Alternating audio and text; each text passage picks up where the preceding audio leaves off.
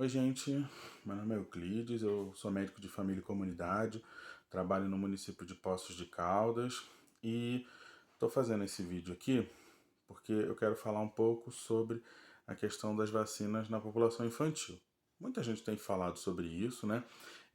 Eu tenho visto alguns pais, inclusive profissionais de saúde também, com receios associados à questão da vacinação, tá?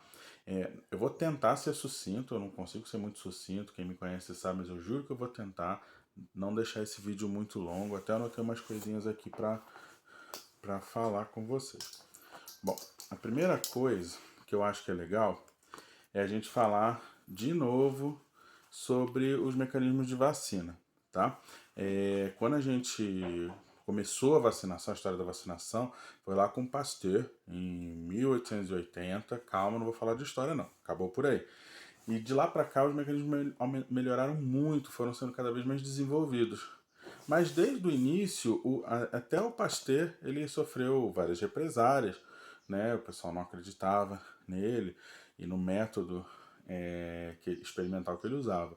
Então você vai ver muita gente sempre questionando, isso faz parte do desenvolvimento da ciência. Mas a gente tem que saber quando as pessoas estão argumentando de maneira adequada, tá? Bom, o que que eu vou falar? Eu já fiz um videozinho um pouco mais longo lá no início, dá uma olhada se quiser no meu Instagram, no meu Facebook, de onde você estiver olhando isso, que tem lá falando melhor sobre os mecanismos das vacinas, da Coronavac, da Pfizer, da AstraZeneca, da Sputnik e tudo mais. Bom, só para resumir então, para não ficar, para a gente não ter tantas dúvidas, tá? E se algum profissional de saúde estiver vendo, achar que está sendo muito simples, a ideia é tentar ser mais simples mesmo para as pessoas entenderem. Mas ainda assim eu acabo falando meio difícil às vezes. Ó, a vacina da Pfizer, ela é a vacina de RNA mensageiro. É a famosa vacina de RNA mensageiro que está dando tanto problema, entre aspas, né, de notícias falsas, né? Como é que é o mecanismo de ação dela? Ela tem uma capinha, né? O RNA mensageiro, ele é envolvido numa capinha de gordura e isso daí é entregue para a célula. Aí a célula com esse material, esse RNA mensageiro, ele tem informação da construção do vírus. E aí você apresenta ela para o seu sistema imunológico, para as células do seu sistema imunológico, né, principalmente os linfócitos, e aí você consegue criar anticorpos, né, específicos contra esse vírus, certo? Aqui, ó, é mais ou menos assim, ó. Tá? Eu não sou bom de desenho, já fui melhor, né? Então, ó, você cria uma capinha de gordura, e aí isso aqui entra dentro da célula, né? E aí aqui a célula ela vai usando isso. É importante que isso aqui não entra no núcleo da célula, tá? Já falando sobre uma notícia falsa. Esse RNA, ele é trabalhado todo dentro do citoplasma, tá? Da célula. Ele é trabalhado e quebrado, né, entre aspas, e depois ele é descartado. Ele não altera o DNA celular, ok? Ele não altera. Não tem nada mexendo com o DNA celular aí. A outra vacina que foi aprovada mais recentemente, né, semana passada, foi a Coronavac. A Coronavac ela tem um mecanismo de ação mais simples, que ela usa o vírus morto. Então ela usa o vírus inativado, né, o vírus morto, né, sem atividade nenhuma, e aí ele é injetado em microfragmentos e o seu organismo ele, ele vai absorver a mesma coisa, o sistema imunológico vai absorver, degradar esse vírus e criar os anticorpos do mesmo, com o mesmo objetivo da vacina da Pfizer. Eu fiz até um desenho mais engraçadinho aqui, ó, mas é isso. Esse verdinho aqui é o vírus morto, e aí a célula ela vai e abocanha ele, né? Ela engole ele, vamos dizer assim, e trabalha também dentro do citoplasma. Nada mexe com o DNA da célula, nada disso. Tem as diferenças de efetividade, né? A vacina da Pfizer ela é um pouco mais efetiva, né? Um pouco não, ela é mais efetiva, né? Porque ela é mais específica. E a Coronavac, como ela é mais geral, genérica, né? Ela pega o vírus inteiro, ela tem uma eficácia um pouco menor. Mas ambas são efetivas contra a Covid-19, tá bom? Bom, isso aqui é o mecanismo de funcionamento dela, tá? Agora, eu não queria falar muito, mas eu vou acabar falando, né? A gente tem visto muitas notícias falsas sobre, muitas notícias sensacionalistas sobre, sobre a vacinação, né? Eu vou falar então sobre um camarada aí que muita gente fala que é o Robert Malone. Robert Malone, né? Ele fica dizendo que inventou o mecanismo de RNA mensageiro das vacinas e ele fala que ela não é segura, que que elas não são seguras para usar em crianças e tudo mais. Na verdade, a gente tem algumas verdade. Primeiro que esse estudo do Robert Malone, né, é verdade. Ele não é o pai das vacinas de RNA mensageiro, tá? Ele é um dos pesquisadores, né, que no final da década de 80, lá para 1989, eles criaram essa teoria da cápsula de gordura, tá? Esse encapsulamento de gordura, de lipídios, para poder fazer o transporte da vacina, certo? E, e o próprio grupo dele, né, contra-argumenta com ele. As pessoas, não, ninguém valida o que esse maluco tá falando, e o termo é esse mesmo, gente, desculpa. Né? Porque assim, a proteína spike, né, que é a proteína que o RNA mensageiro da Pfizer codifica, é tóxica? Não, ela não é tóxica. A toxicidade dela, né, o nível que pode ser tóxico, ele não é capaz de causar danos sérios para o organismo. Né? A gente não produz essa proteína spike. Ela é responsável do vírus para ele prender na célula, né? Da ancoragem do vírus. E a gente combatendo ela, você diminui a toxicidade. Não tem essa dela ser tóxica. Né? Outra conversa aí que o pessoal estava falando é que esse mesmo homem e muitos grupos de antivax, né, de antivacinas vem falando assim, a vacina diminui a fertilidade, ela atua na placenta, teria até uma proteína chamada sincilina. Não, isso não faz o menor sentido. Não, ela não atua em nada relativo à placenta. Estudos com grávidas são mais difíceis de serem feitos. Isso todo pesquisador sabe, por todos os problemas éticos que podem acontecer. Né? A gente normalmente vai estudar grávidas em estudos de modelo animal, principalmente, tá? E com estudos retrospectivos de caso-controle. Sabe? Você vê de relato de caso, você vê um caso, opa, teve uma menina que estava grávida e foi vacinada, ela não sabia que estava grávida, foi vacinada, e aí, o que eu faço? Então, assim, é mais nesse sentido, tá bom? Mas os estudos que tem falam que não existe redução de taxa de fertilidade, nem para mulheres, nem para homens, tá? E os tempos de teste?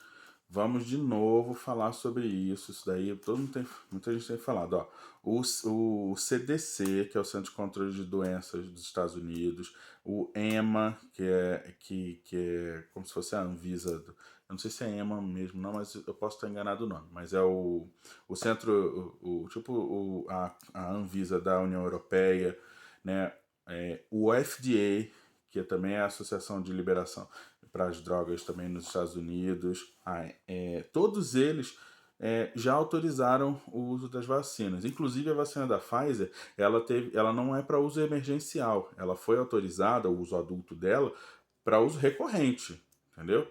Ela pediu o registro oficial para uso recorrente. Então, assim, a gente tem as liberações emergenciais? Tem. Liberação emergencial significa que é liberação irresponsável? Não. Quer dizer que você pode fazer uma liberação mais rápida do que o processo regular que a Anvisa faz, mas ele não pode carecer de qualidade, do mesmo jeito que a Anvisa sempre fez. Quem conhece sabe que a Anvisa é uma das agências mais rigorosas para liberação. Tanto é que tem várias medicações que são liberadas em outros países e aqui não são liberadas. Né? Porque a Anvisa é muito criteriosa com relação a isso. Tanto é que, por exemplo, a própria Coronavac, ela foi liberada para uso de crianças, mas não do jeito que o Butantan queria. O Butantan apresentou os estudos específicos se eu não me engano, para uso a partir dos 3 anos de idade. E a Anvisa disse não. a gente aprova com base no que vocês colocaram, a partir dos 6 anos de idade. Então, assim, não é um rendezvous, tá? Não é bagunça isso, tá?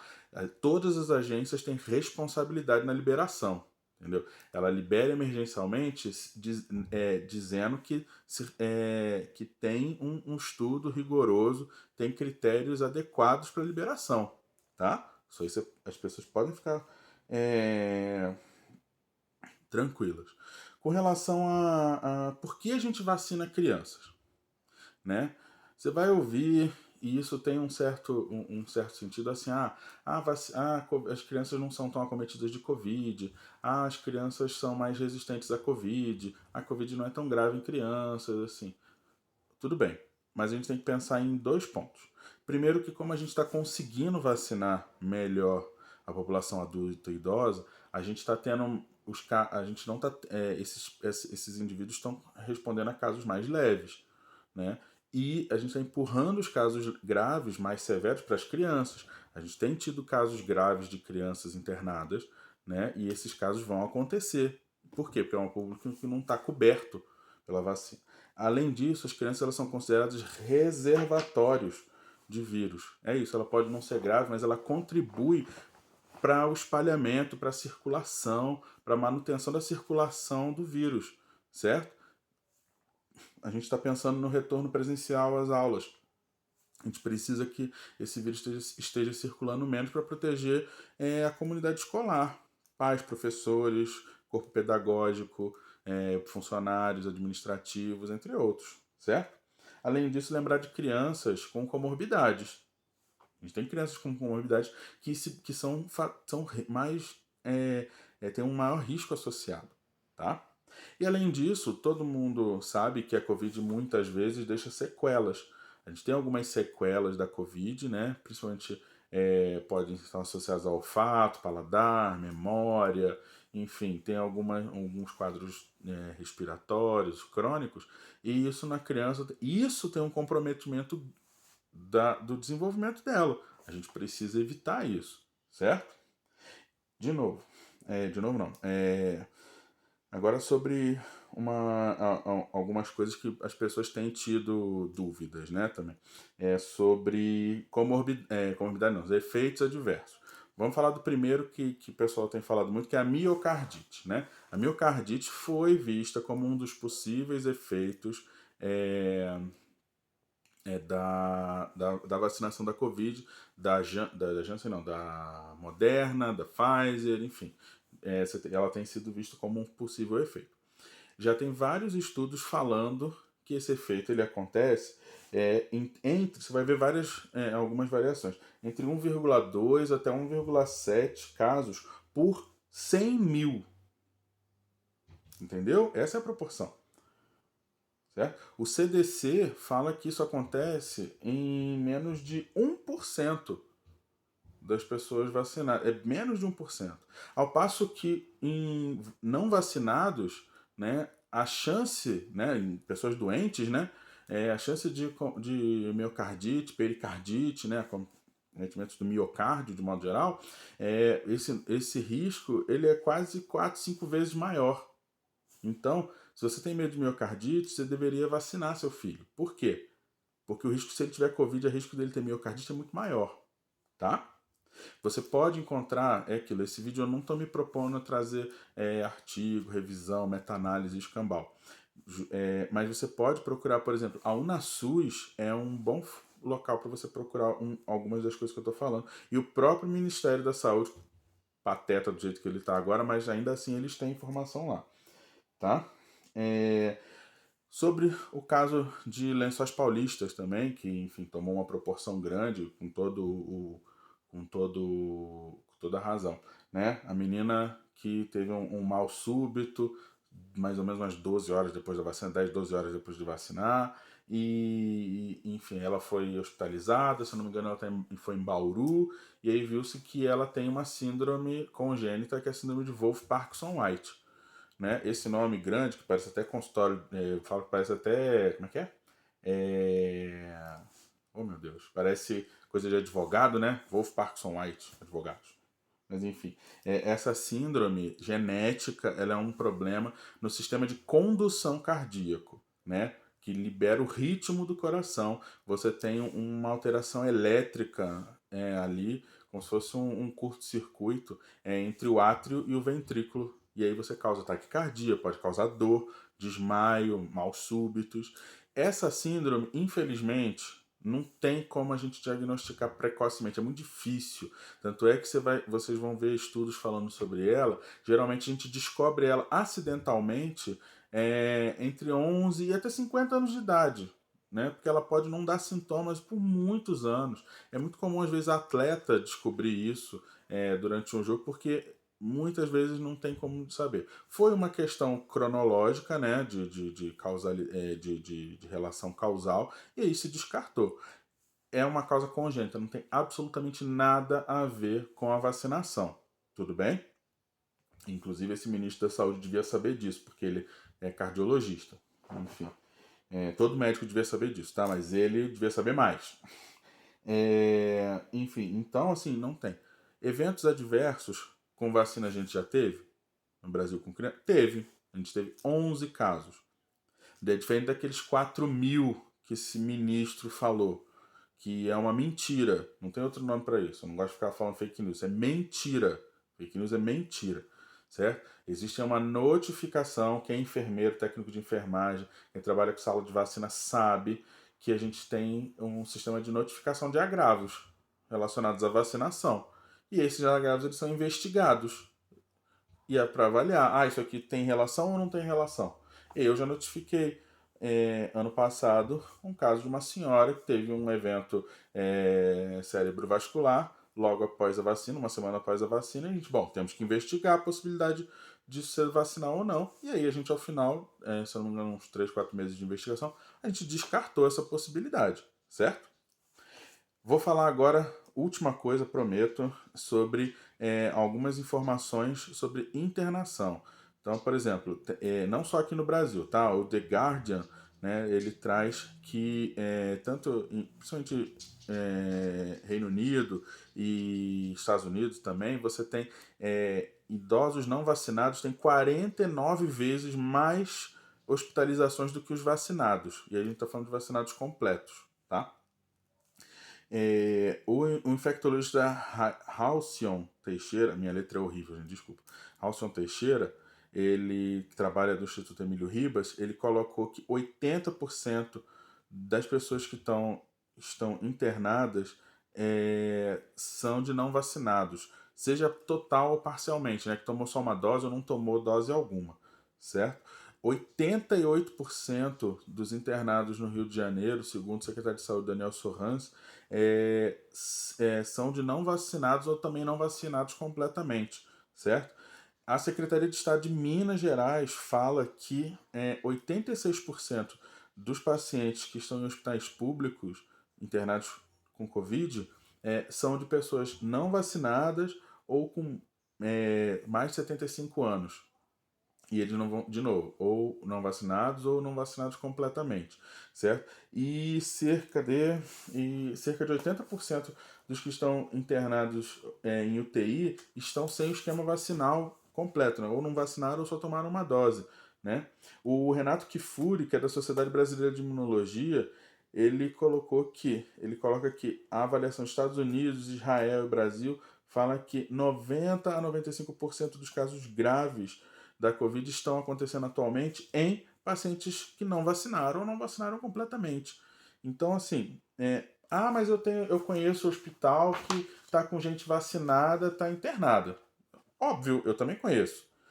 Mas tem um hospital aqui que está só com gente vacinada, internada. E aí, o que vocês falam disso? Eu vou falar o seguinte: a gente tem que entender que existem universos de vacinação diferentes. Quem vacinou é um número, graças à cabeça boa do brasileiro, à nossa tradição vacinal, a gente tem mais vacinados do que não vacinados, né? A gente, graças a Deus, não houve o presidente da República, mesmo quem é meio negacionista, não houve muito, e a gente acaba vacinando. A gente tem uma tradição vacinal muito grande. Então a gente tem uma população muito mais vacinada do que não vacinada. Então, quando você tem num hospital, você tem 6 pessoas internadas com Covid, 3 vacinadas e 3 não vacinadas. Aí você fala, tá vendo? É a mesma coisa. Não é. Olha aqui, ó. O universo, ó, vê se ficou direitinho, ó. Isso aqui quadradinho é como se fosse o hospital. 3 pessoas internadas que vacinaram. Olha o universo de pessoas vacinadas. Agora, 3 pessoas que não vacinaram internadas. Olha o universo que representa. Proporcionalmente, qual que é maior? De não vacinados. Então, a gente... Ficou longo, cara. Desculpa, eu não queria que tivesse ficado longo, mas acabou ficando. A gente não tem como pensar que vacina é um pacto coletivo. É um pacto coletivo. Vacinar não impede de você ter algumas doenças, historicamente. Vacina da gripe, a gente vacina e eventualmente a gente fica gripado. Isso não é um problema. A gente diminui efeitos graves, efeitos adversos severos, diminui a circulação do vírus, certo? Ah, mas a Omicron, ela não é coberta por essa vacina. A vacina da gripe, a cepa que está circulando agora, não é coberta pela vacina que tem dela. Por quê? Porque o vírus muda, mutatis mutandis, né? O vírus muda o tempo todo, certo? Mas isso não quer dizer que ele não confira proteção. A ideia é essa, a gente conferir proteção, porque provavelmente a gente vai ter que conviver com esse vírus, né? Mas que ele possa ser incorporado de uma maneira possível da gente conseguir viver, tá bom? Procure informações adequadas, tá? Recomendo você procurar, acho que eu vou marcar aqui nesse vídeo, a Sociedade Brasileira de Infectologia, que tem feito um grande trabalho, Sociedade Brasileira de Imunizações, Sociedade Brasileira de Medicina de Família e Comunidade, a Sociedade Brasileira de Pediatria, a Associação Médica Brasileira, o COFEM, certo? A própria Anvisa, o Ministério da Saúde, em muitas publicações, eles têm colocado que eles defendem a vacina. Só que a gente tem enfim, uma maluquice, né, política que o ministro da Saúde defende a vacina, mas ele não pode falar muito, o presidente não defende, enfim, fica essa maluquice geral. Se você tiver dúvidas sobre a sua vacinação, procure uma unidade básica de saúde, converse com o seu médico, converse com o médico do seu filho, tá? Sobre a vacinação, tá bom? Tente não conversar com quem é anti-vacina, tá? Essas pessoas não te dão boas evidências. Lembrar que o anti-vacina já existe há um tempo, sabe? Tem médico, infelizmente, né? E tem pesquisadores. Pesquisador acho que não deve ter, não, mas médico deve ter, e tem muita gente que associa vacinas a autismo, por exemplo, coisa que não tem o menor sentido, tá? Converse com quem entende sobre vacina, pergunte sobre os riscos, tá? Riscos existem das vacinas desde que o mundo é mundo, só que esses riscos são infinitamente menores do que os benefícios, tá? Pensa sempre que eu gosto de pensar assim, mas eu tô dando uma vacina pro meu filho e ele tem um risco de ter miocardite. Tem. Você não vacinar, você tira o risco da miocardite da vacina, mas aí você expõe ele ao risco da miocardite da Covid. Pensa que é a mesma coisa da vacina da meningite, né? Minto, falei errado, desculpa. Pensa que é o mesmo risco da vacina da poliomielite. Poliomielite, basicamente, no Brasil já não existe, assim, grave, assim, não tem. A vacina da polio pode causar polio vacinal. Você vai deixar de vacinar seu filho por causa disso?